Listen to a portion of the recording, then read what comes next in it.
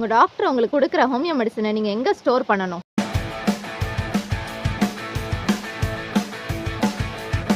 Hello everyone. உங்க doctor உங்களுக்கு குடுக்குற ஹோமியோ மெடிசின நீங்க எங்க ஸ்டோர் பண்ணணும்? ரெஃப்ரிஜரேட் பண்ணணுமா? இல்ல நார்மலா ஷெல்ஃப்ல வைக்கலாமா? அப்படி டவுட் நெறைய பேருக்கு இருக்கு. உங்களுக்கு பிரிஸ்கிரைப் பண்ணக்கூடிய இந்த ஹோமியோ மெடிசின்ஸ நீங்க ஃப்ரிட்ஜ்ல வச்சு ரெஃப்ரிஜரேட் பண்ணி தான் யூஸ் பண்ணணும்னு எந்த அவசியமும் இல்ல.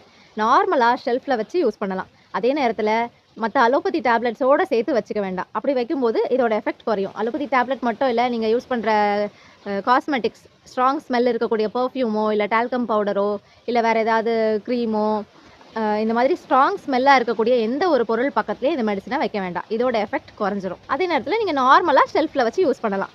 இதோட எக்ஸ்பைரி டேட் என்ன, இதை நாங்கள் எவ்வளோ நாள் யூஸ் பண்ணலான்னு நிறைய பேருக்கு டவுட்ஸ் இருக்குது. இந்த பில்ஸை பொறுத்த வரைக்கும் அதோட ஒயிட் கலர் மாறாமல் இருக்கிற வரைக்கும் நீங்கள் அதை யூஸ் பண்ணலாம். அது லைட்டாக பழுப்பு கலரோ இல்லை எல்லோ கலரோ அந்த ப்ரௌனிஷ் ஷேட் வந்துருச்சுன்னா நீங்கள் அதுக்கப்புறம் அதை யூஸ் பண்ணக்கூடாது. எத்தனை வருஷம் ஆனாலும் அது ஒயிட் கலராகவே இருக்கிற வரைக்கும் நீங்கள் அதை தாராளமாக யூஸ் பண்ணலாம். அதோட எஃபெக்ட் அப்படியே இருக்கும். இந்த பில்ஸ் தவிர மற்ற மெடிசின்ஸ் டைல்யூஷனாக இருக்கட்டும் இல்லை டிங்சர்ஸாக இருக்கட்டும், ஹோமியோ மெடிசின்ஸ் பொறுத்த வரைக்கும் அதுக்கு எக்ஸ்பைரி டேட்டே கிடையாது.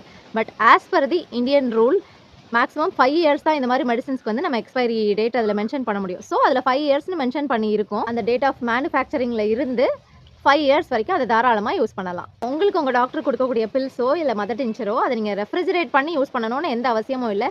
நார்மலி ஷெல்ஃபில் வச்சுக்கலாம். பட் டைரக்ட் சன்லைட் படாத மாதிரி நம்ம வச்சுக்கிறது நல்லது. Be happy, stay healthy.